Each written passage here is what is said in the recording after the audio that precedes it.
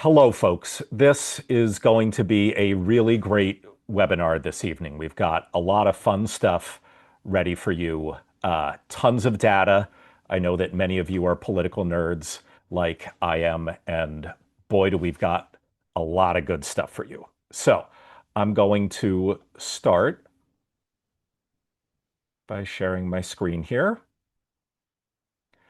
And for those of you who don't know me, I'm Nathaniel Stinnett. I am the founder and executive director of the Environmental Voter Project. And today we are reporting back to you. This webinar is about you. So many of you volunteered your time, gave donations to support our work, and have done other things to introduce us to your friends and family and colleagues. And it's really important to us to report back to you. And that's what this evening is. As I think many of you know, if you've attended our webinars before, I always like to have a table of contents. So this is what you've got coming up this evening. For those of you who are brand new to EVP, I am not going to give you a deep dive into our work. You're just going to get 2 minutes. You're going to get 2 minutes very, very quickly about who we are at EVP and what we do. Then we're going to jump into where the climate movement is right now in 25 and 26 as far as politics. And then we're going to jump into our results last year, our cumulative results, some of the experiments that we're running now, that we've just run, and then what we have to look forward to over the next 5.5 months before the midterm. And then, as Peter mentioned, if you've got questions as we go along, you'll notice you don't have a chat box, but you do have a Q&A box. So put your questions in there. They will either be answered by Peter or Shannon, or they'll be held to be answered by me at the end. And because tonight is about you, it's us thanking you and reporting back to you, we will have an extended Q&A. And we will not be insulted if after the end of the presentation, some of you just want to go back and have dinner or hang out with your family or friends or watch TV or whatever. But to the extent you've got questions, we are here to answer them. All right, the last thing I'm going to say before we jump into things is thank you. Thank you, thank you, thank you. I could spend an entire hour thanking people. I'm not going to do that, but I am going to give a special thanks to our incredible staff, our incredible board, our extraordinary volunteer leaders. These are the people who run those phone banks and teach you how to make calls, or run our canvases, or train you how to write postcards. Our volunteer leaders are the lifeblood of EVP, and they are truly extraordinary. Thank you to all the groups of volunteers who, do things every week, like our Tuesday group and our Friday group. Thank you to all the incredible local and national organizations that we partner with. I'm not going to call out everybody, but Dianu and Citizens Climate Lobby and Elders Climate Action and Third Act and Climate Change Makers that's now with Climate Reality Project and so many more. Just thank you, thank you, thank you. We've got the best volunteers around. We have the best partners around. We've got the best team around. And tonight we are reporting back to you. Okay. For those of you who aren't familiar with our work at the Environmental Voter Project, we're a nonpartisan nonprofit that's laser focused on identifying people who care deeply about climate and the environment who don't vote, and then turning them into better voters. So we don't lobby for particular policies. We don't endorse candidates. We don't even try to persuade people to care more about climate or the environment. Instead, we're laser focused on behavior change. We want to bypass the hard stuff of politics, which is changing people's minds, and instead find the ones who are already with us and focus on changing their behavior.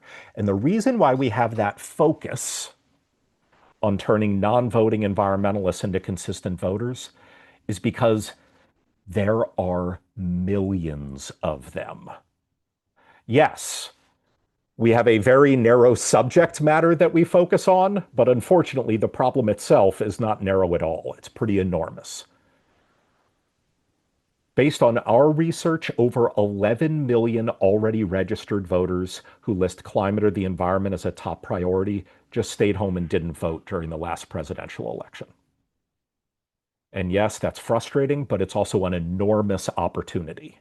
The climate movement doesn't have a persuasion problem as much as we have a turnout problem. And that's what we're focused on at EVP. Very, very quickly, and again, forgive me for those of you who are new, we're just going to breeze over this. And in the chat, you're going to get links to learn more about different aspects of our work. But very, very briefly, this is what this problem looks like in specific states, this environmental voter turnout problem. Just take a look at Georgia in the 24 presidential election. In the 24 presidential election in Georgia, Donald Trump beat Kamala Harris by 115,000 votes. Yet there were 4 times that number, 462,000, already registered super environmentalists who just stayed home and didn't cast a ballot. 4 times that number, that margin of victory. And as you can see in Arizona and Nevada and North Carolina and Pennsylvania, it's the same story. That's how powerful this latent pool of political power is to the climate movement. And that's what we're trying to unlock at the Environmental Voter Project. And very briefly, this is how we do it. It's a 4-step process. First, we work with data scientists to build predictive models on voter files. Voter files, so your name, your address, what elections you vote in, that's public record. But we add extra data on top of that, working with data scientists, where we poll tens of thousands of people, isolate the ones who list climate, and then run lots of models to try to find more people like them, and then test and retest until we've got a really good idea who all of the super environmentalists are in the 21 states where we work. Then, because whether you vote or not is public record, we can just focus on the ones who need that nudge. They need a behavioral science informed campaign to get them to the polls. And that's where step 2 comes in. We work with now over 9,000 volunteers to canvass, call, and send postcards to these voters. We as a staff do direct mail and digital ad campaigns, all with cutting edge behavioral science informed messaging. We run hundreds of experiments each year, and I'm going to tell you about some of them this evening, testing which messages work best with which subgroups of these non-voting environmentalists to get them to the polls. And we've gotten extraordinarily good at this. We aren't called the nerds of the environmental movement for nothing. We are essentially data science and behavioral science. We find the people who need to be mobilized, and then we use cutting edge messaging to mobilize them. And then, boy, are we stubborn.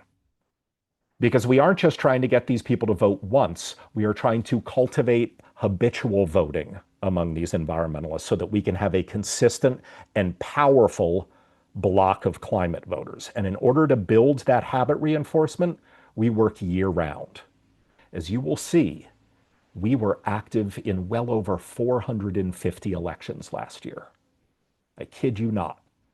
And that's not because all of them were important for climate policymaking. I freely admit many of them weren't. But they were all crucial for changing people's behavior. If you are in the behavior changing business, you need to treat every election as a precious behavioral intervention opportunity. So we work year round building consistent voters because ultimately our goal is to change the electorate. We are not one of these organizations who think if you just provide politicians with the right white papers, their better angels will take over and they'll lead on climate. No, we are all about acquiring and using political power. We know that nothing motivates a politician more than the prospect of winning or losing an election. So it's incumbent upon us to flood the electorate with climate first voters. But right now, they're all on the sidelines. Right now, the people who care most about climate aren't voting. And that's why we focus our work on turning them into better voters. Okay, that's it. That's your brief intro to EVP. If you want more information, there are going to be links in the chat for you to learn more. But now let's get to it. First, where are things right now? Where was the climate vote and the political part of the climate movement last year, and where do things stand currently? Well, It ain't good news. The Economist works with YouGov to have a weekly tracking poll, and they've been tracking people's number one issue priorities for years. And right now, you'll see the number of registered voters in America who list climate change or the environment as their number one priority is at 4.5%. That is a 20-year low. The high was only 4.5 years ago, 5 years ago. December 20th, 2021, it was up at almost 17%, listing climate as their top priority. Now, that's frustrating, right? Because we need people to care deeply about this issue, not just want to see action on it in order to prompt politicians to lead on climate. And we're in this weird spot right now where it isn't like people no longer care about climate. We're not losing climate supporters. It's just that climate change is falling down their list of priorities, which is understandable. We've got a lot of awful stuff going on right now.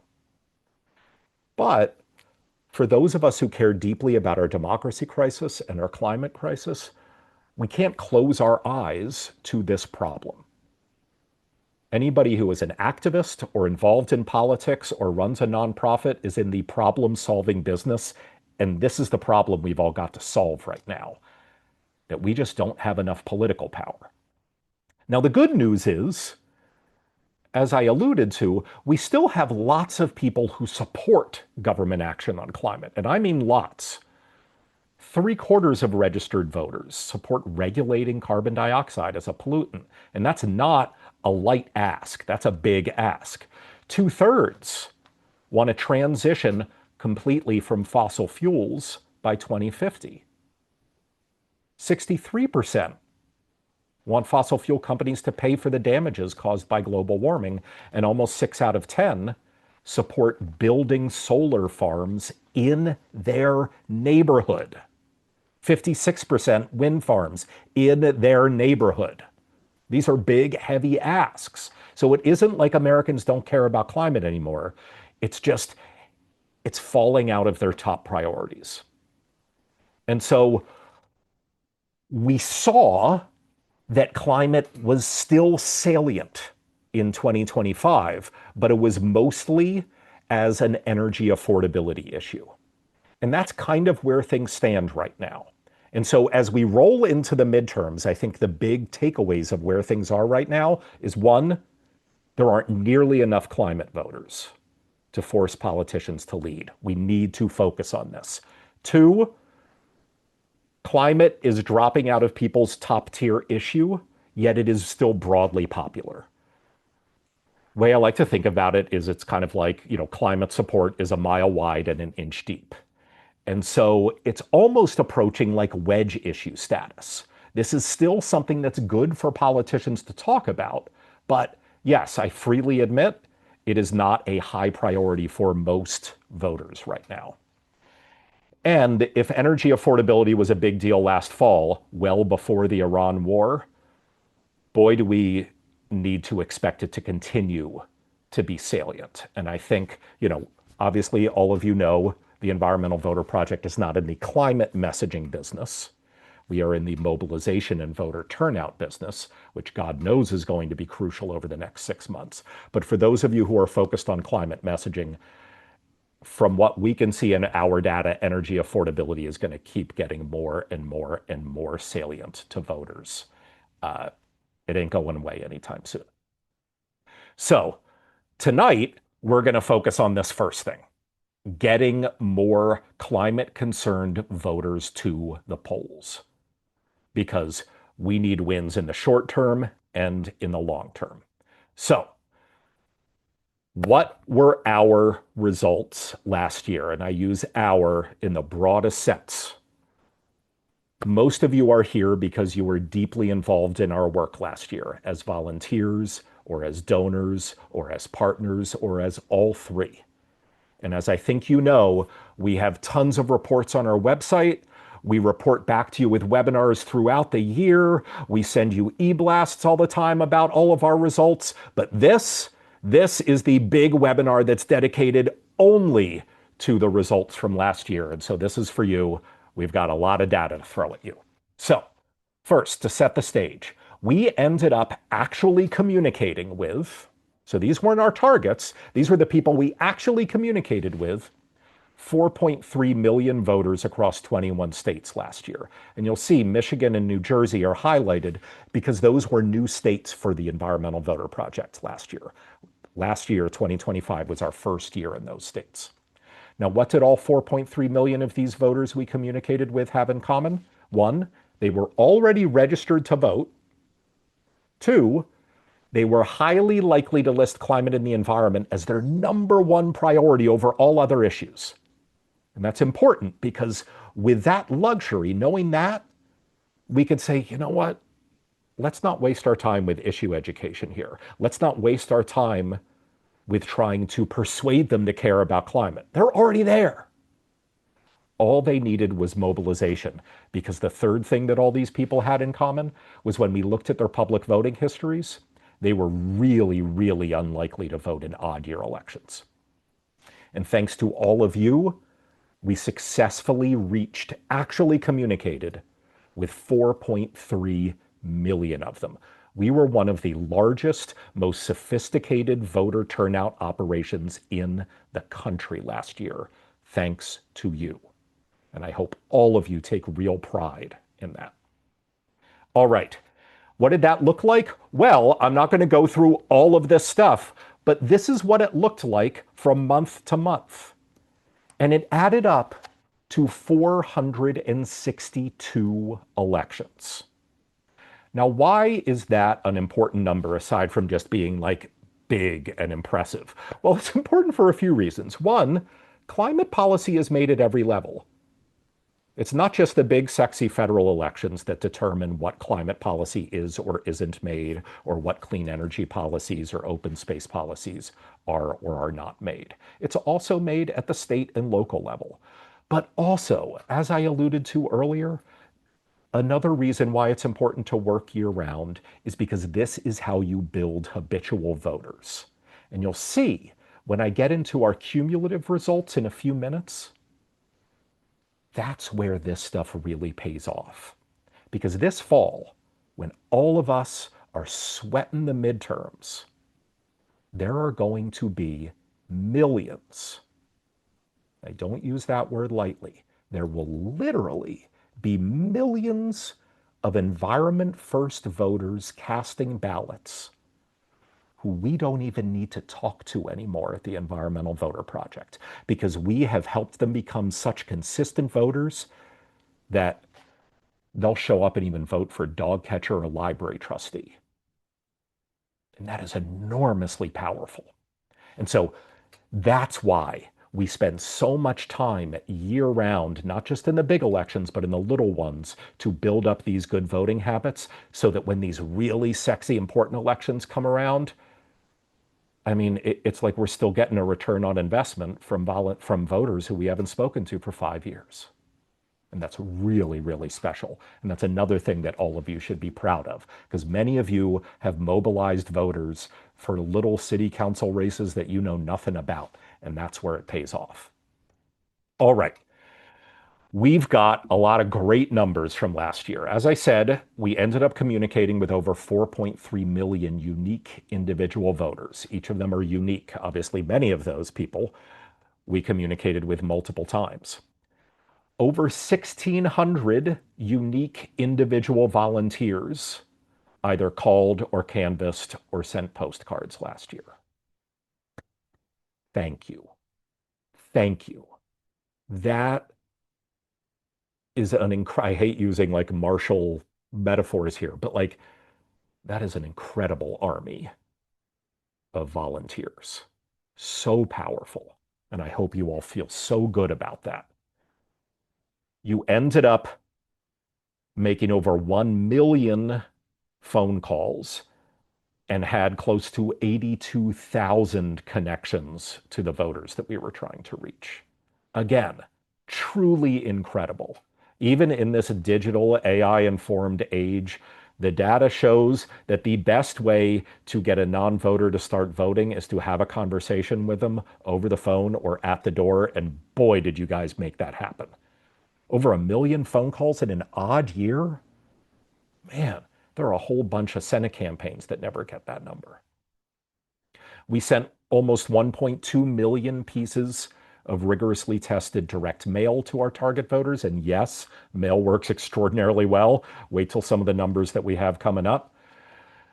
You guys wrote almost 400,000 postcards. And if any of you have written postcards, you know we do it a little bit differently. It's a little bit harder the way we do it. We don't just let you download whatever card you want and write whatever you want. We test the you know what out of our postcard campaigns because we don't ever want to ask a volunteer to do anything unless we have proof from a randomized control trial that it works. And so writing postcards with us is a little bit harder. We ask you to get trained, and then we mail postcards to you, and then we tell you exactly what to write and not to deviate from it, and then we tell you exactly when to mail it for when it will have the largest impact. But boy, has it paid off, as you will see. And collectively, you guys sent over 380,000 of those really powerful postcards. Our canvassing operation was a little bit smaller this year, as it often is in odd years, but boy, is it going to get bigger this year for the midterms. But we did do 45 3-hour shifts in Philly, Pittsburgh, and Arlington. And door-to-door canvassing is still our single most effective way of creating new voters. And yes, we delivered almost 13 million digital ad impressions to our targeted voters. These were video ads, they were display ads, and they were audio ads to people who were listening to online radio or podcasts. This is huge. Very few. I mean, like on one hand, you could count the number of campaigns that achieved numbers like this last year. And I hope you're all very, very proud of that. All right.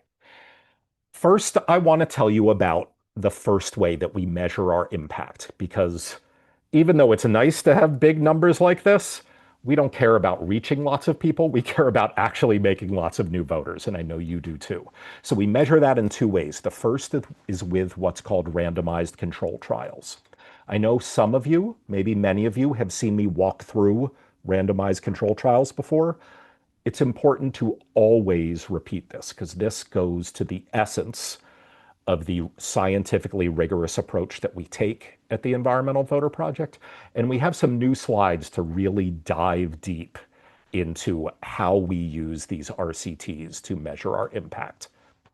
But first off, let me just say, let's take an example. Let's say we're in Pennsylvania and we've identified 500,000 unlikely to vote environmentalists.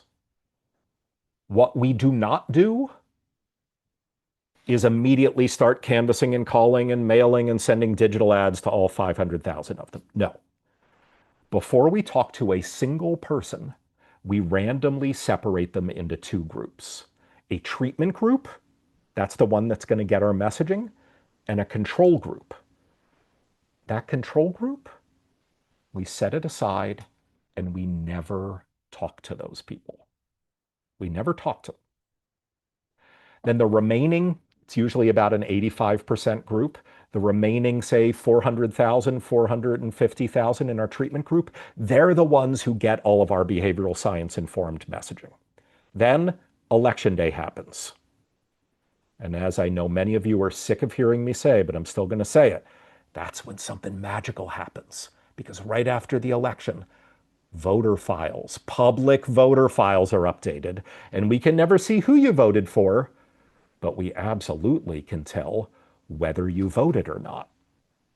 And that's so important because then what will happen is we can see, okay, how many of the unlikely to vote environmentalists who are in our treatment group ended up voting. And just as important, we can see how many of the unlikely to vote environmentalists in our control group ended up voting. And as long as those two groups, that initial separation was truly random, and as long as the groups are big enough to achieve what's called statistical significance, and I'll get into that a little in the next slide, What this enables us to do is isolate what our sole impact was on turnout while controlling for all other variables. Even if a presidential campaign spends $1 billion mobilizing voters, we can still control for that. Because unless they hack into our system and only talk to people in our treatment group and nobody in our control group, well, that presidential campaign is going to end up talking to roughly the same percentage of infrequently voting environmentalists in our control group as they will in our treatment group. That's how we control for all these outside variables, and we can isolate what our sole impact is on turnout.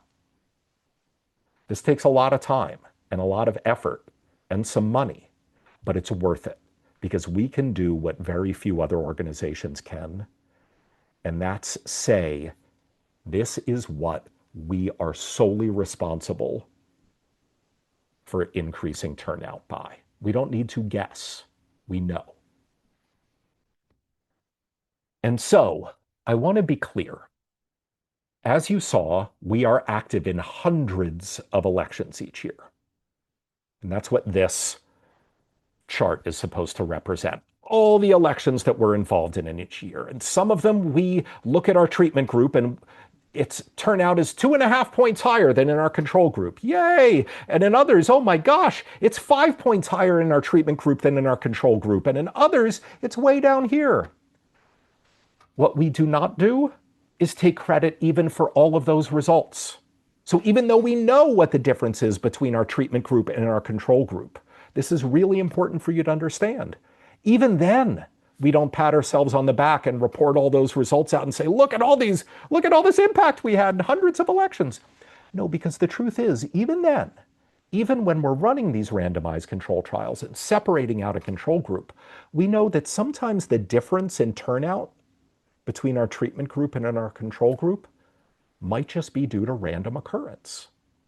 And I'm not going to get into statistics tonight, but I do very briefly, because sometimes we get questions about this, I want to explain the concept of statistical significance.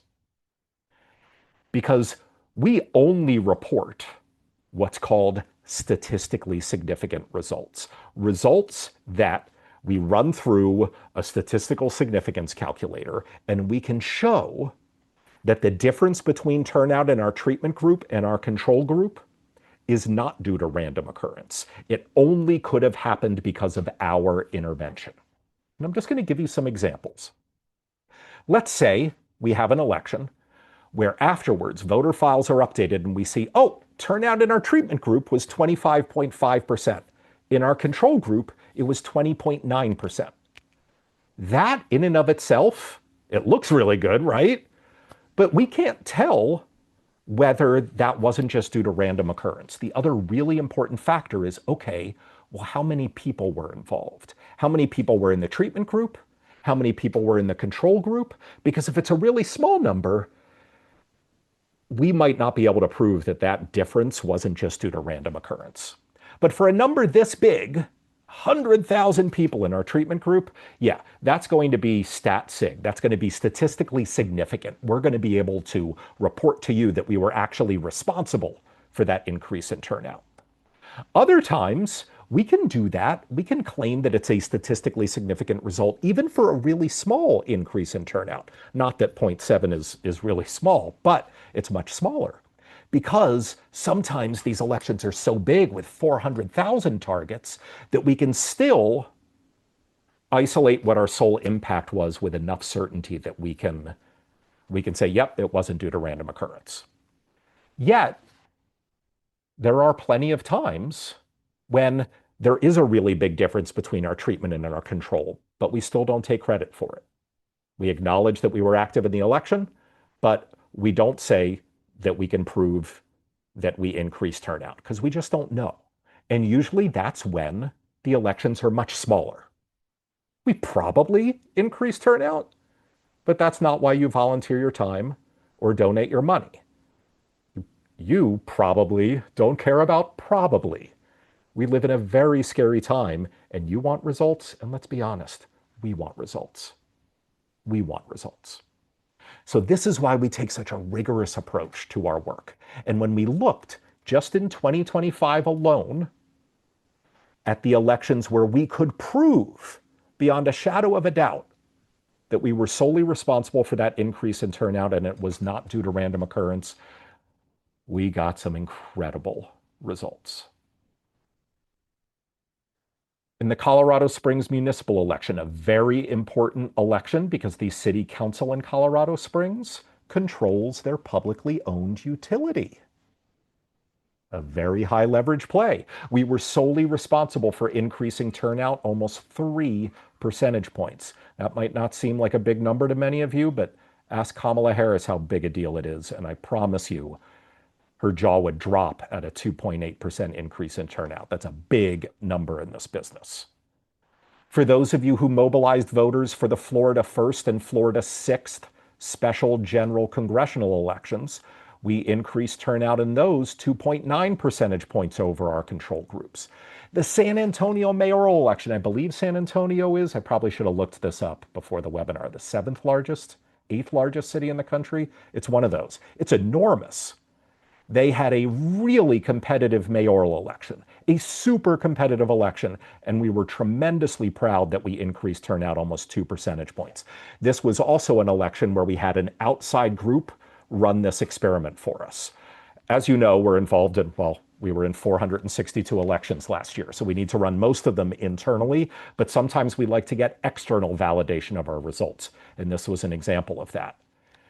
We increased turnout in the Pennsylvania statewide primary, 1.4 percentage points.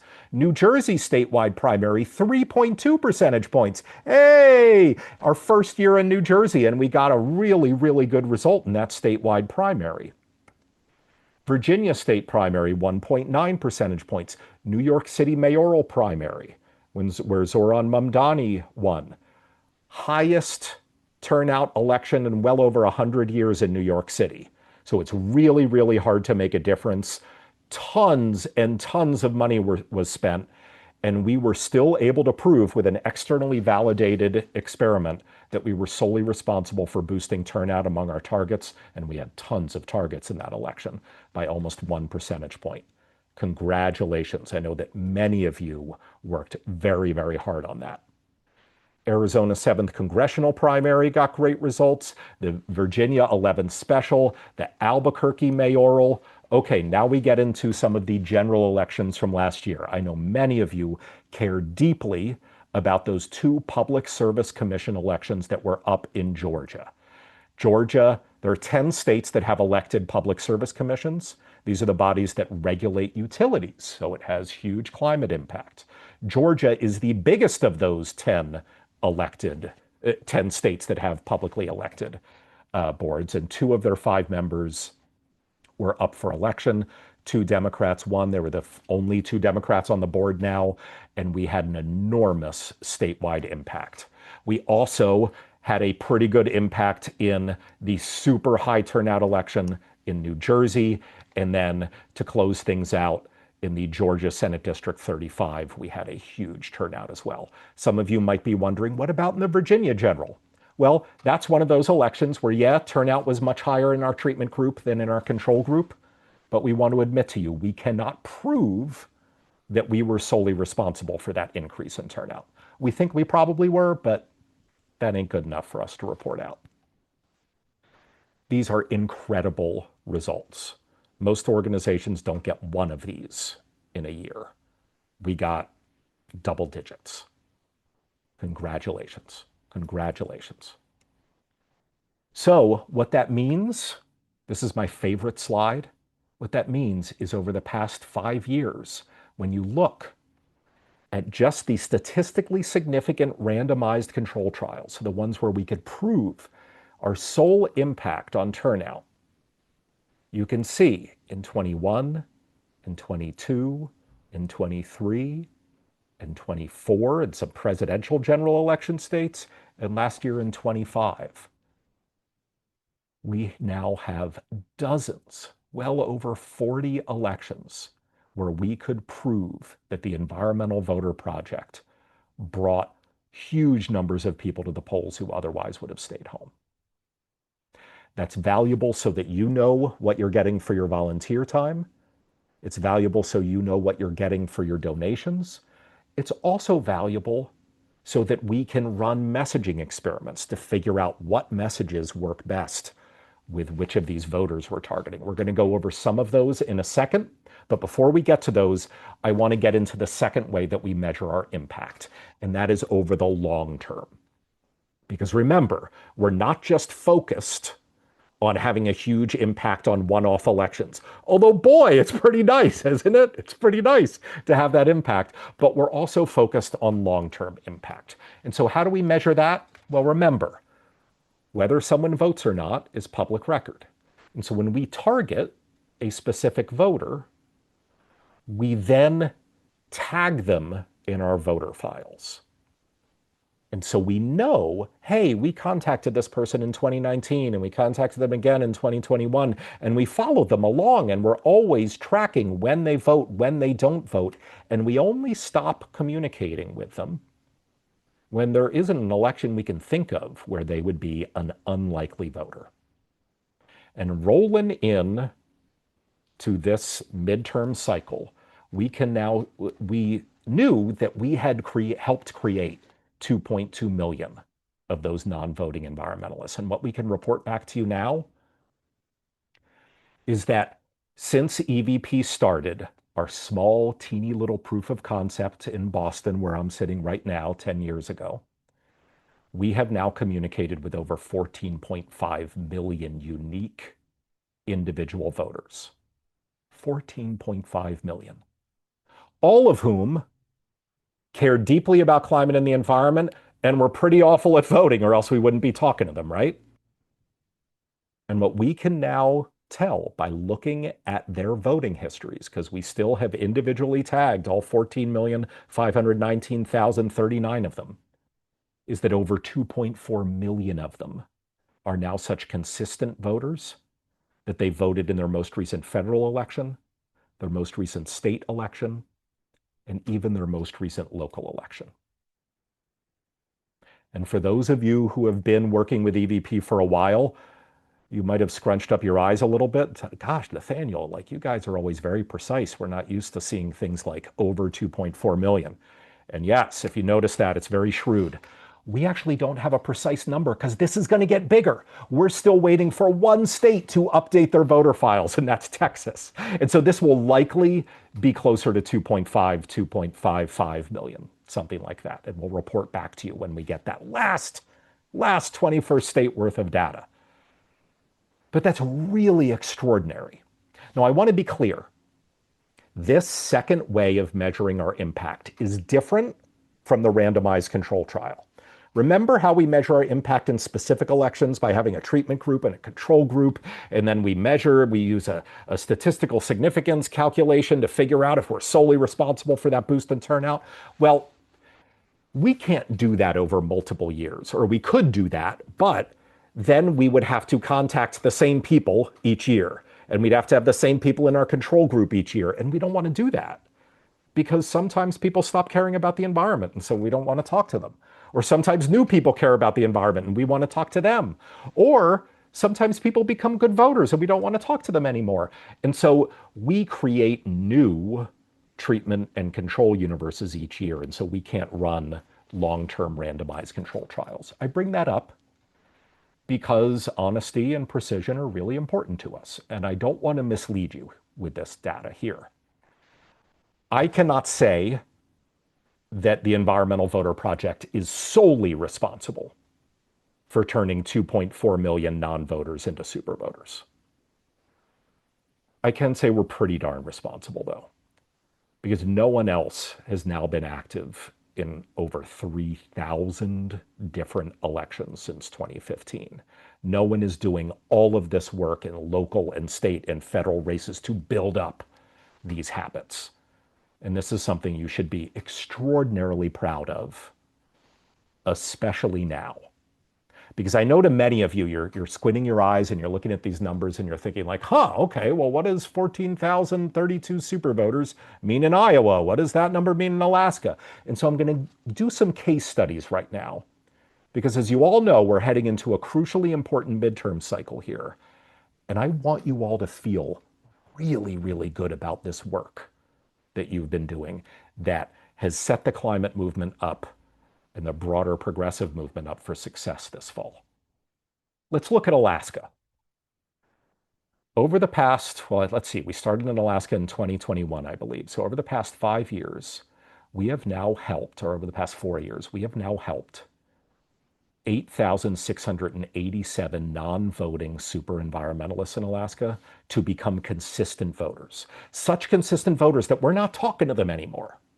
They don't need us. They don't need your volunteer time. They don't need your donations. They don't need our efforts. They are already out there. Okay, so what does a number like that mean in Alaska? Well, last time Alaska had a midterm, fewer than 270,000 people voted.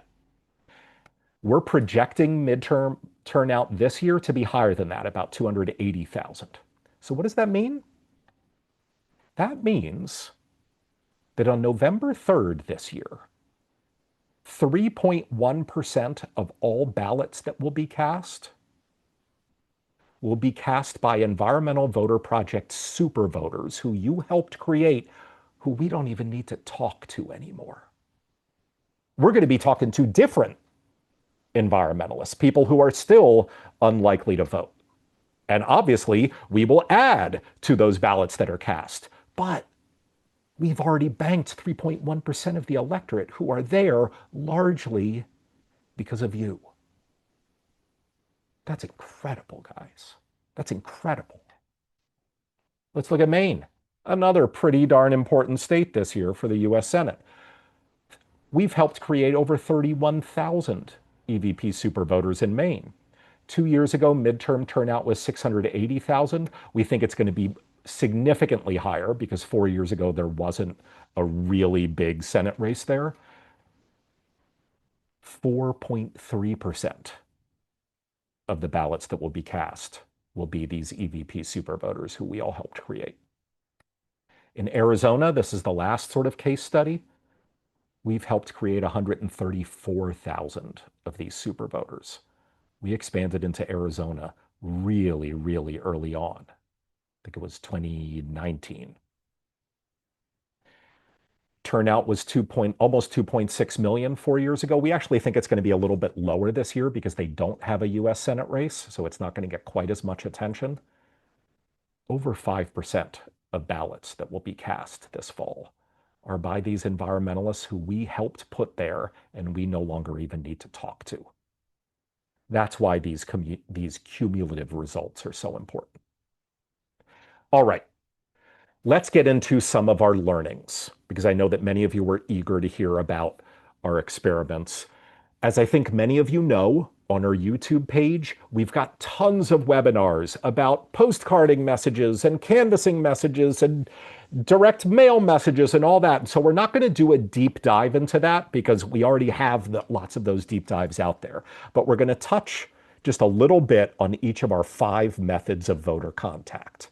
So calling, canvassing, mail, postcards, and digital ads. Okay, let's start with volunteer postcards. We have now gotten to a point where we feel very, very confident with what's called our loss aversion messaging. Maybe you guys are aware, many of you are aware of this. This is the message that we send postcards to people who vote in high turnout elections, but not low turnout elections. We thank them for voting in that high turnout election. And then we say, essentially, don't ruin your new good voting history by skipping this new election that's coming up. We are taking advantage of the fact that human beings hate to lose things.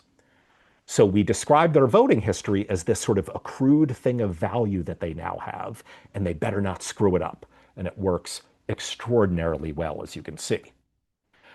We are also working with dynamic norms messaging. This is the type of messaging where we don't just say, hey, voting is this normative value that you're not living up to, so you better change your behavior. We say, oh my God, more and more people in your state are voting each year. It's a dynamic norm. It's trending away from you. You better catch up, or you're going to be like the last person left alone in the middle of your street on election day, buddy. You better vote. We've seen a lot of good results with that in our direct mail, and we've had good results from volunteer postcards that are paired with other interventions when using that messaging. We don't have any isolated postcard results with that dynamic norms messaging that have yielded statistically significant results. We expect to, and so we're running those experiments. And many of you are aware of the fact that right now we're working with some academics who reached out to us who wanted to run experiments using dynamic norms messaging versus some patriotism messaging about how voting is a great way to be to help a healthy democracy. And we're testing both of those messages not just over postcards, but also over direct mail. So we can not only test the messages, but test which messages work best in which modes. And again, we will report all of this stuff out to you guys. Okay, volunteer phone calls. From 23, 24, and 25, we had 13 different statistically significant successful randomized control trials with our volunteer phone call campaigns. So for all of you who always ask, oh, do phone calls work? Oh my God, yes. Now, I want to be clear. I would never assume that we would just make phone calls for a high turnout like presidential general election and it would yield statistically significant results. No. But we've got a lot of great results from statewide primaries and local elections. And what that also tells us is that we know the script works. So it's really important to layer it in to these high turnout elections with other interventions. We have also seen our phone banks work in two experiments where we are calling people in states like Nevada and Pennsylvania, where you can sign up to get mail ballots sent to you. Well, in Pennsylvania, you sign up to get them sent to you. In Nevada, if you're an inactive voter, you don't get the ballots and you need to become an active voter. And so we've seen statistically significant results in getting people onto these lists. And we know that's important because turnout is higher among people who end up getting ballots mailed to them. Although we don't have any upcoming experiments in mind for the midterms, because boy, do we like to just throw the kitchen sink at the midterms, we are always tweaking our scripts based on volunteer phone banks, or volunteer feedback, rather.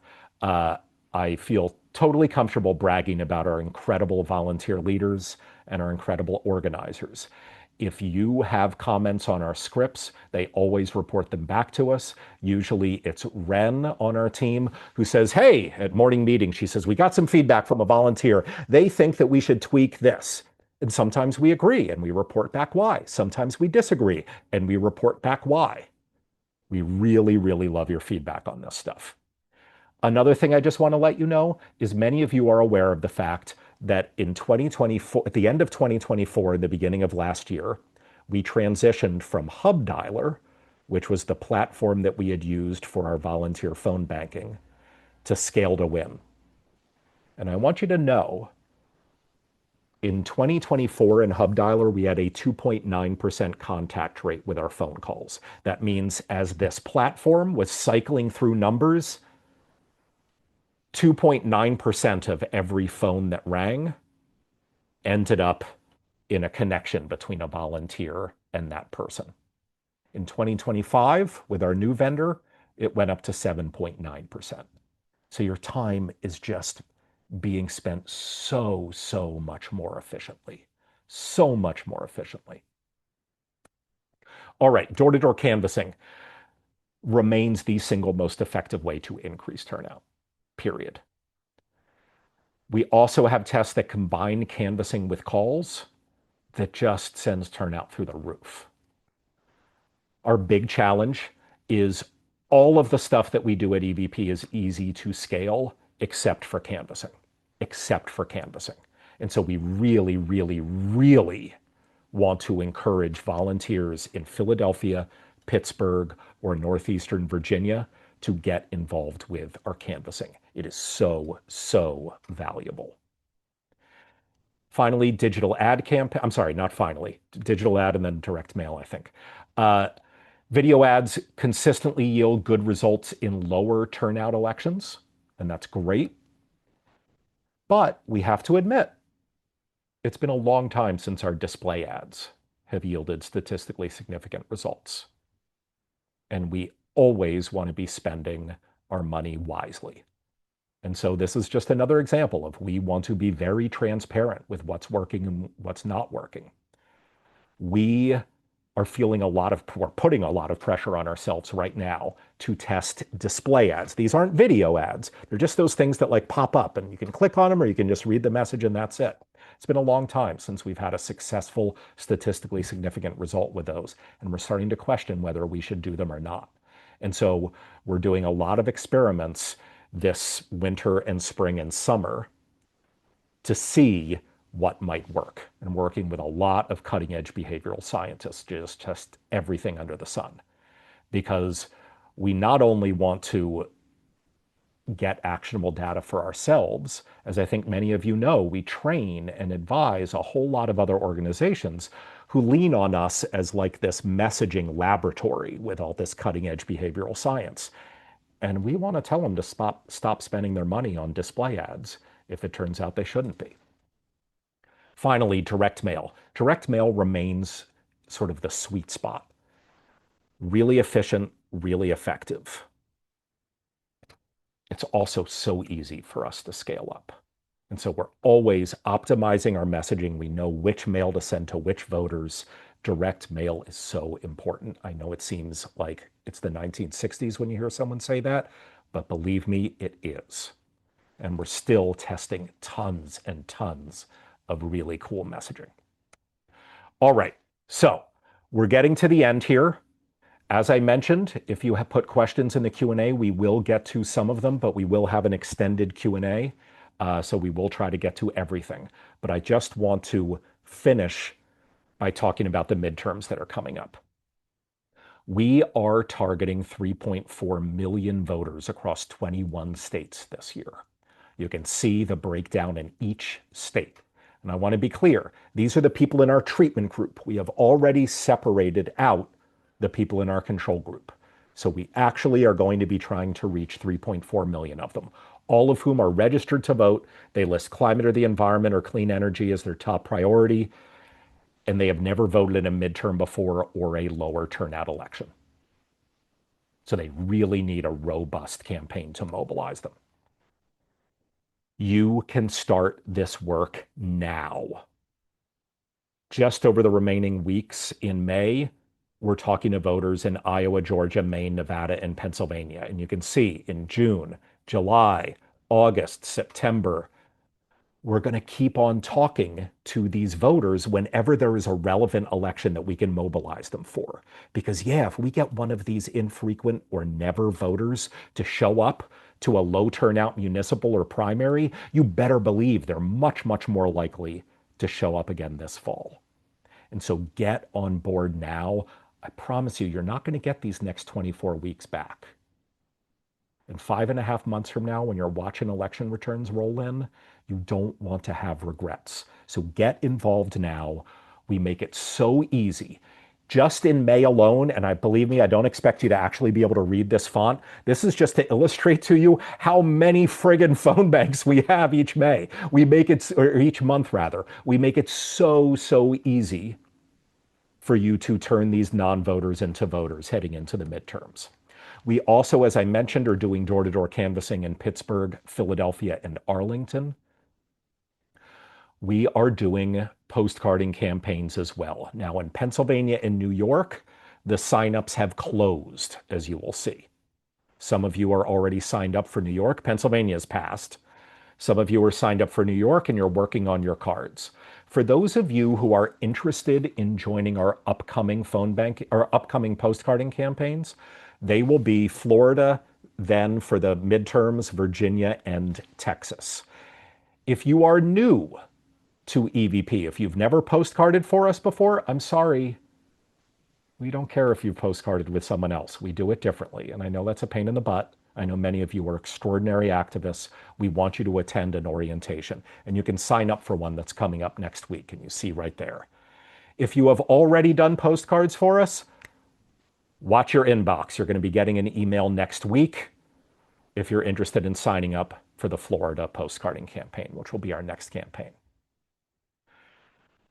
Finally, I just want to stress that this is a very special time for the Environmental Voter Project.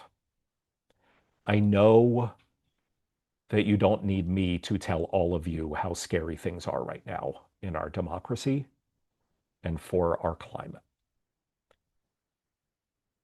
We are ready for this moment. We are in what Silicon Valley people call the just add money phase. And here's what I mean by that. We now have a 10-year track record over almost 3,000 elections and over 300 randomized control trials, proving how good we are at getting these non-voting environmentalists to vote and then become consistent voters. It's hard to imagine a better, more consistent track record than that. Not just in really, really big elections, but in midterms and statewide and in locals. We have been able to maintain those great results while scaling up from 1 to 21 states, while training up thousands of volunteers. So it's not just that we got good, but like, who knows what's going to happen as we get bigger? Like, no, we've actually gotten better as we've gotten bigger. Moreover, not only have we kept our effectiveness, we've kept our efficiency. This is now the 10th year in a row where over 90% of our expenditures were spent on voter identification or mobilization. We spend so little on like databases and management and overhead and fundraising. Our fundraising expenses are essentially like me calling people up and sending emails. That's really, really efficient. And so now we are in a spot where we can effortlessly scale up. We could probably spend 3 times as much money this year as we have ever spent before without hiring a single new person and before we even reach a point of diminishing returns. And what that looks like is this. Our goal is to raise $5.1 million this year. That is more than we have ever raised before. In 2022, we raised 3.1. In the presidential election, so we always raise our most in even years, we raised 4.4. But here's the really incredible thing. Because randomized control trials not only prove our impact and tell us which messages to send to which voters, they can also tell us how much we can spend per target voter before we start having a drop in efficiency. And we're pretty certain that we could spend up to $10.5 million this year before we reach that point of diminishing returns. And so, yeah, we can 3x, we can triple the amount that we spent in the last midterm before we even start having to spend more dollars per voter that we create. That is a really, really special place to be in at this crucially important moment in time. And so we want you to start now. I am not here to ask for your charity. I am here to ask you to invest in your priorities. You are a big part of our work. And we are now at a point where we can break out of the stratosphere. So please sign up to volunteer. If you volunteer every now and then, maybe start making it part of your habit and come every week. If you're part of a group, have your group reach out to us at info@environmentalvoter.org. We would love to work with your group to phone bank on a regular basis. If you haven't become a monthly donor yet, please become a monthly donor. What's so special about monthly donations, and you'll see a link in the chat, is that this allows us to plan ahead and we can be so much smarter with our spending, which ultimately is your donation money. Or host an online fundraiser. I would love to be on Zoom talking to your friends about our work and answering their questions. And finally, before we get to answering your questions, I just want to thank you again.